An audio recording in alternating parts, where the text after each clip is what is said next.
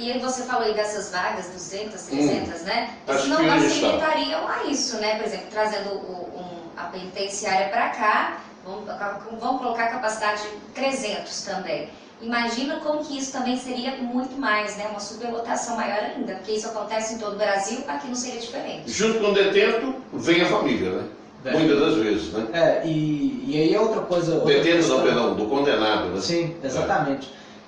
Aí é outra questão que a gente pode argumentar também, porque a cadeia nossa aqui, desculpa só abrir um parênteses, o nosso presídio aqui, além de não dar condição para os presos, não dar condição para os agentes que ali trabalham, e aí o ambiente laboral é importante ter uma condição mínima de trabalho, eles não têm essa condição.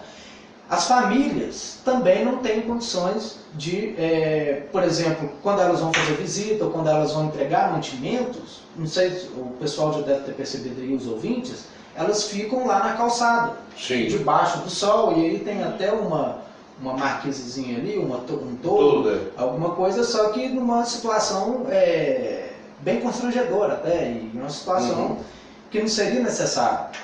A ideia de uma nova construção seria também para ver se minimizava um pouco essa situação. Só que o ponto que a Marina tocou aqui, na realidade, a impressão que eu tenho, é exatamente essa questão. Então nós temos aqui, no nosso presídio, em torno de 60, 70 vagas, 65 vagas, com a capacidade, com uma população lá que gira em torno de 200 e poucos presos. Se nós ampliarmos isso para 300 vagas, daqui a pouco vai ter 900 mil presos. Vai continuar na mesma situação. E não vai, porque, aí foi até o ponto que eu tratei na outra entrevista, essa política de reformas pequenas, construção de presídio, sem alterar a base do sistema, a mentalidade do nosso sistema penal brasileiro, não vai mudar nada.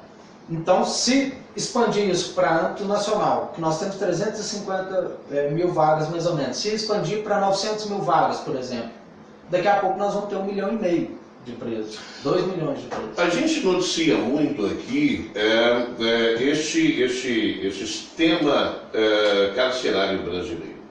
Nós temos aqueles que defendem que se na cela cabem uma cela para 2, mas se cabem 20, que coloque 30.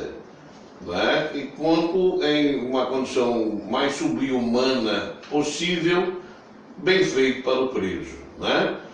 Como tem aqueles que defendem que bandido bom é bandido morto.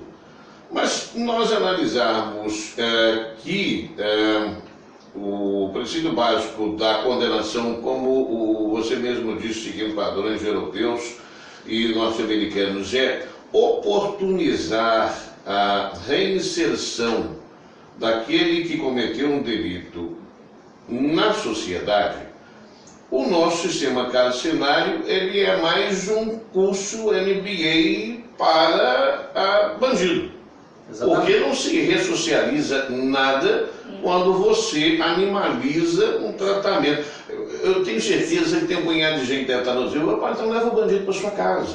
Vai dar amor e carinho. Mas é lógico, né? É uma coisa até lógica. Como é que você vai querer colocar aquela pessoa que precisa ser ressocializada, reintegrada à sociedade, tratando-a mal, colocando em condições subhumanas? Ela vai sair dali pior, ela não vai sair melhor. É impossível, né? Você dar coisa ruim para alguém e ela ficar melhor.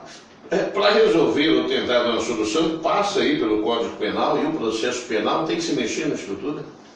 Certamente, a nossa estrutura de processo penal e de Código Penal, ela tem a base instituída no início da década de 40, inspirada nos códigos italianos, da década de 30, da Itália, de Benito Mussolini, ou seja, no fascismo italiano. Os nossos códigos têm essas bases. Só que pior, os nossos códigos hoje estão piores daquela época, porque ao longo dos anos, ao longo das décadas, nós fomos fazendo reformas pontuais, como é tradição aqui no Brasil. Fazer reformas... Fazer emenda, né? Vamos emendando... Ao invés de mexer, né? Ao invés de mexer na base. Então nós temos essas reformas pontuais que chegou a bagunçar ainda. Tanto é que muita gente chama que os nossos códigos são coxas de retalhos. Eles foram se retalhando. Ia mudando a realidade, coloca um retalho aqui, substitui ali. e está pior do que na época. Eu vou fazer uma menção alegórica aqui, talvez o senhor me corrija. Como uma coxa de retalhos, ela possui muitos furos e muitas emendas. Essas são as brechas que acabam ficando Também. para, né, Também. os advogados, juristas, juízes até mudarem uma interpretação de uma lei, como está acontecendo hoje no Supremo Tribunal Federal. Também, isso gera uma insegurança jurídica. Nós vivemos hoje no Brasil um período talvez de maior insegurança jurídica da história. Ou seja, eu como advogado, por exemplo, um cliente chega no meu escritório, isso não é só, isso em qualquer área do direito. Um cliente do direito de família, um cliente do direito civil, um cliente do direito trabalhista, ele vai chegar no escritório do advogado, o advogado não vai ter condições, como um advogado europeu ou um advogado norte-americano teria, de dar um mínimo de segurança para ele, porque ó, a tendência é que o resultado vai ser desse também. lado. A tendência é que nós vamos ter um resultado sim desse processo. Nós não temos a menor segurança. Porque é uma boa metáfora essa, né, da coxa de retalho, até mesmo a gente consegue analisar, né, algo velho, né, um pano velho, você vai remendar com tecido novo, vai rasgar, não vai dar certo. Eu já vi algumas colocações de alguns advogados dizendo assim, vai depender muito do que entender o juiz.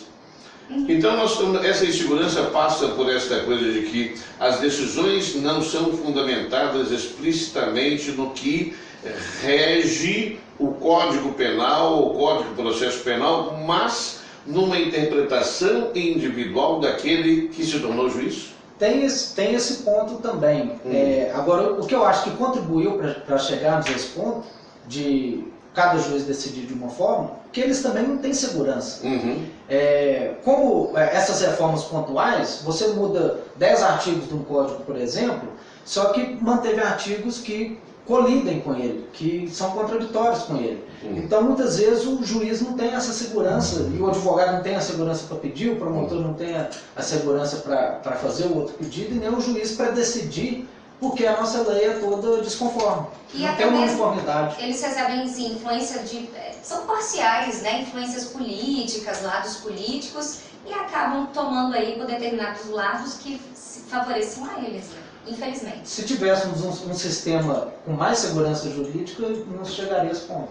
Bom, nós estamos aqui com o Dr. Núbio Mendes, ele é presidente do ABI Itaúna, e nós estamos falando sobre o sistema jurídico carcerário brasileiro, passando aqui pela situação local da cidade com uma análise mais ampla do sistema penal no Brasil como um todo. Nós vamos para o intervalo rapidinho, coisa de 45 segundos, e nós voltamos. Permaneça conosco.